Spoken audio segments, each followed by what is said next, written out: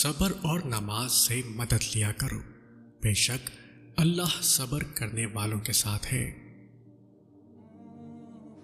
وقت وقت کی بات ہوتی ہے، اگر برا وقت ہو تو صبر کرے اور اگر اچھا ہو تو شکر کرے۔ صبر کرنے والا کامیابی سے محروم نہیں رہتا، چاہے اسے طویل زمانہ لگ جائے۔ حضرت علی رضی اللہ عنہ نے فرمایا، صبر ایک ایسی سواری ہے جو اپنے سوار کو گرنے نہیں دیتی، نہ کسی کے قدموں میں اور نہ کسی کی نظروں میں۔ یہ دنیا ایک دن آپ کے حق میں ہے اور ایک دن مخالف بھی ہے۔ جب آپ کے حق میں ہو تو شکر کرو اور جب خلاف ہو تو صبر کرو۔ شیخ سعدی رحمۃ اللہ علیہ فرماتے ہیں، صبر رکھو، ہر چیز آسان ہونے سے پہلے مشکل ہوتی ہے۔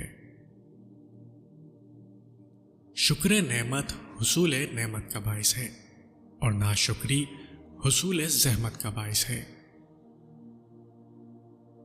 جھوٹے اور ناشکرے لوگوں کو اللہ راہ نہیں دکھاتا۔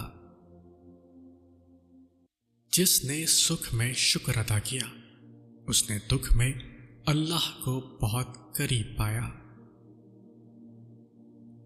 ہر حال میں اللہ کا شکر ادا کرو، ہمیشہ یہی سوچ کر زندگی گزارو کہ اللہ نے مجھے بہت کچھ دیا ہے۔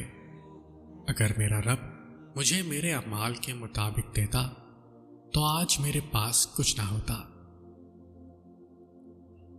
حضور اکرم صلی اللہ علیہ وسلم کا فرمان ہے، دنیا کی زینت 3 اشیاء میں ہے، مال، اولاد اور عورت۔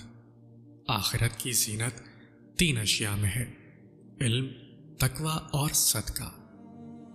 بدن کی زینت 3 اشیاء میں ہے، کم سونا، کم کھانا اور کم بولنا۔ عقل کی زینت 3 اشیاء میں ہے، صبر، شکر اور خاموشی۔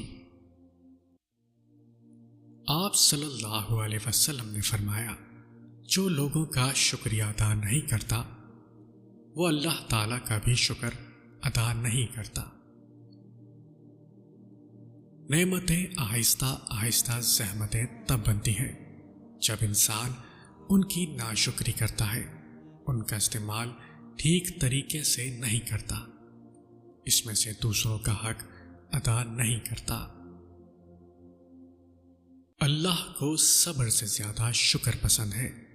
شکر سیکھیں اور شکر ادا کریں، ہر اس شے کا جو موجود ہے اور ہر اس شے پہ جو موجود نہیں۔ زندگی آسان ہو جائے گی۔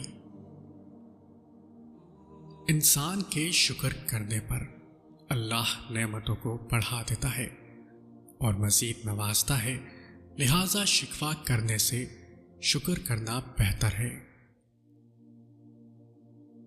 حضرت علی رضی اللہ عنہ فرماتے ہیں، پریشانی خاموش رہنے سے کم، صبر کرنے سے ختم اور شکر کرنے سے خوشی میں بدل جاتی ہے۔